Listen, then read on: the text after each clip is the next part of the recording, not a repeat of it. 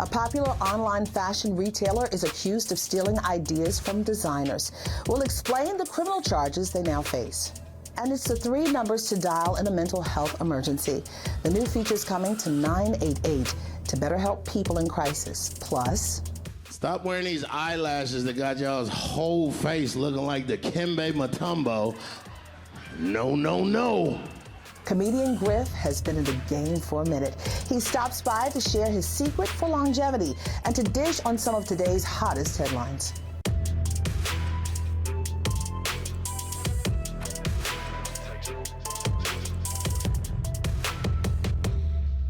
Welcome to the Grio. I'm April Ryan in for Eboni K Williams.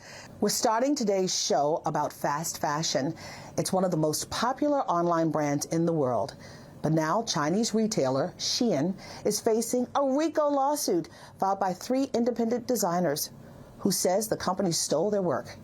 In the suit, the designer claims Shein steals intellectual property of creators, then lies about their corporate structure when called out about the alleged theft.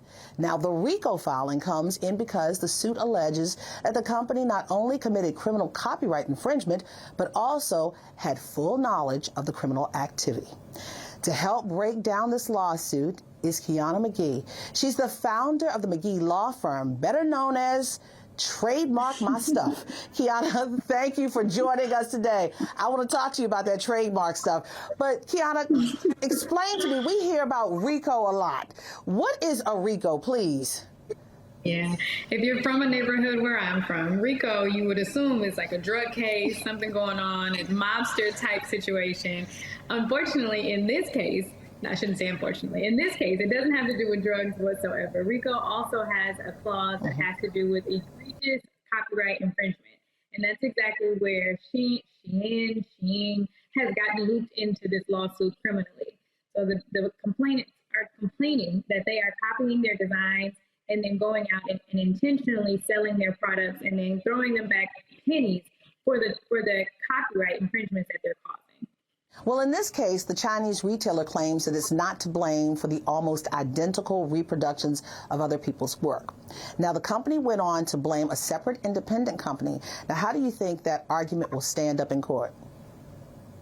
I think that they're going to have to prove who they're alleging is behind all of this. But because of RICO, they're going to be able to pull in multiple people who may look like they're invisible parties at this time in this lawsuit. So if there is another party involved, they will also get looped into this RICO lawsuit down the line.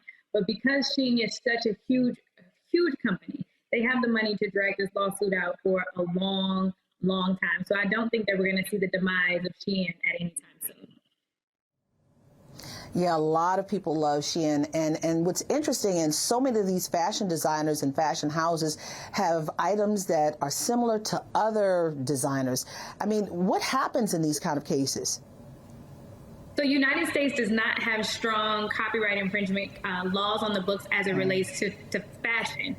When it comes to 3-dimensional or 2-dimensional designs, whether that's your logo or the actual print, there's a lot stronger protections for trademark law than there is for copyright law as it relates to fashion. So here in America, if you make a copy of something and it's a variation of sorts as it relates to fashion, the laws aren't the strongest. But in this case, 2 of the people who are of the complaining party are actually bringing a case as it relates to a graphic design that they created and not fashion. So they got through an info in a very genius way.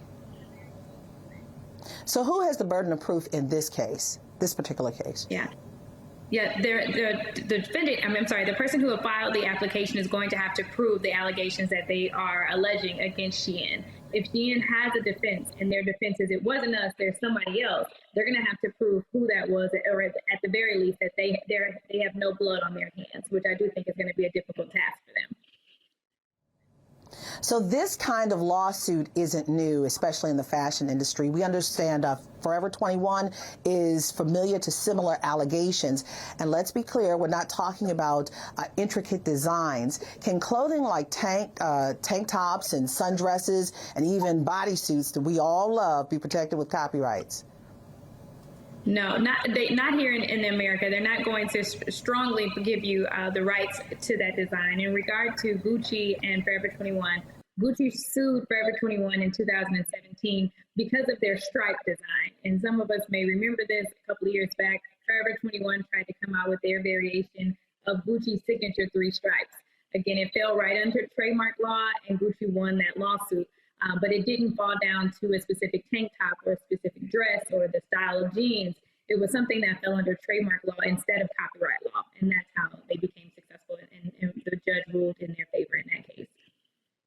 So we've got a lot to talk about. I mean, that 3-stripe thing, we're going to talk about that in the next break. But Kyona, stay with me, okay? And after the break, we'll tell you how to protect your intellectual property from being stolen. That's next on The Grio.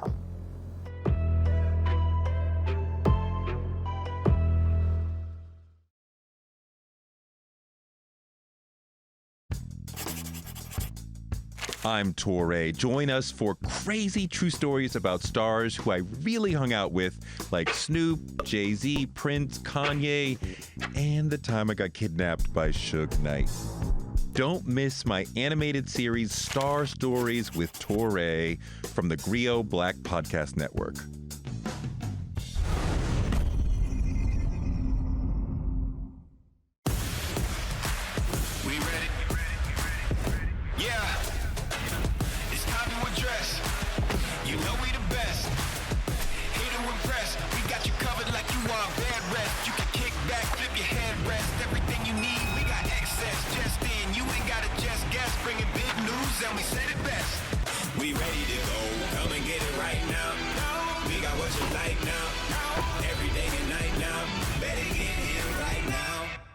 Welcome to The Grio, bringing you the stories that move us. From culture, news, and politics, these are stories told in a way that is meaningful and important for everyone. From the clean water crisis in Jackson, Mississippi, abortion rights, mental health, and celebrity scoops. We'll be here every day to keep you on top of what's happening in the world as we know it. The Grio, stories powered by us. Watch our shows live every weeknight on the Grio cable. Check your local listings.